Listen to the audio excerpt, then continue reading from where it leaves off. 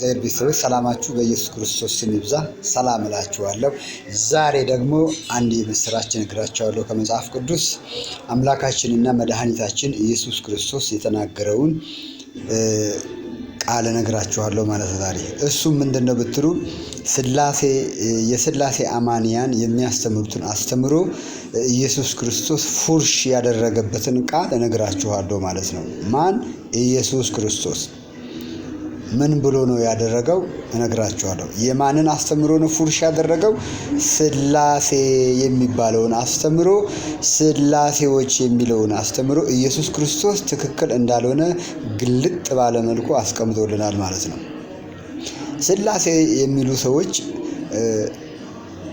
ሶስት የተለያዩ አካላት ተደምረው አንድ ይሆናሉ የሚለውን ማለት ነው። ሥላሴ ማለት ሶስት የተለያዩ አካላት ተደምረው አንድ አምላክ ይሆናሉ ያለውን ማለት ነው። እስቲ እንመልከት። የዮሐንስ ወንጌል ምዕራፍ 10 ቁጥር 30 ኢየሱስ ክርስቶስም እንዲህ አለ፣ እኔና አብ ስንት ነን? አንድ ነን አለ። እኔና አብ ስንት ነን? አንድ ነን። እኔ አብ ነኝ፣ እኔ ወልድ ነኝ አለ። ኢየሱስ አብም ወልድም መሆኑን ደግሞ ማስረጃ የቃል የሚሰጠን ማን ነው? ኢሳይያስ 9 ቁጥር 6 ላይ ሕፃን ይላል። የተወለደው ያ ሕፃን ወልድ የተባለው ያ ሕፃን የዘላለም አባት የሆነው አብ የሆነው አምላክ የሆነው እንጂ ሶስት አካላት ተደማምረው አንድ ይሆናሉ አይልም መጽሐፍ ቅዱስ። በየትኛውም መጽሐፍ ቅዱስ ክፍል ላይ ብትመለከቱ ሶስት አካላት ተደማምረው አንድ ይሆናሉ አላለም። ሁለት አካልም ተደማምረው አንድ ይሆናሉ አላለም።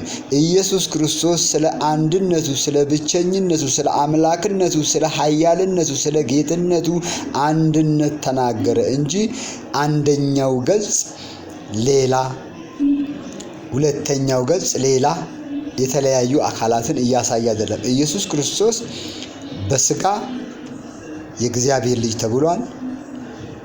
በመንፈስ በመለኮትነቱ ደግሞ እግዚአብሔር ነው። ስለዚህ የተለያዩ አካላት ሳይሆኑ አንድ ነው እግዚአብሔር፣ አንድ ነው እግዚአብሔር፣ አንድ ነው ፈጣሪ እያለ ነው ኢየሱስ ክርስቶስ እንጂ እኔና አብ ተደምረን ነው አንድ የምንሆነው አላለም። እንደዛ ከሆነማ ሁለት ናቸው። ሁለት ነገር ተጨፍልቆ አይደለም እየሆነ ያለው። ኢየሱስ ምን ለማለት ነው እዚህ ጋር የፈለገው?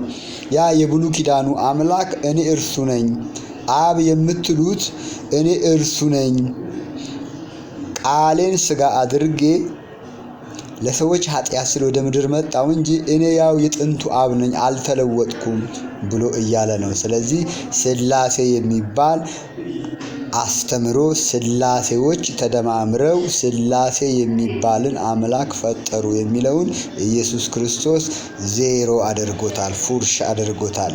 ይሄንን እያወቃችሁ ሥላሴን የምታመልኩ ሰዎች መጨረሻችሁ ምን እንደሆነ ታውቃላችሁ፣ ሲኦል እንደሆነ። ኢየሱስ ክርስቶስ እኔና አብ አንድ ነን ብሏል እንጂ ሶስት አካላት ወይም ተደማምረው አይደለም። እና ምን ኢየሱስ ክርስቶስ ዋሽቷል ልትሉ ነው?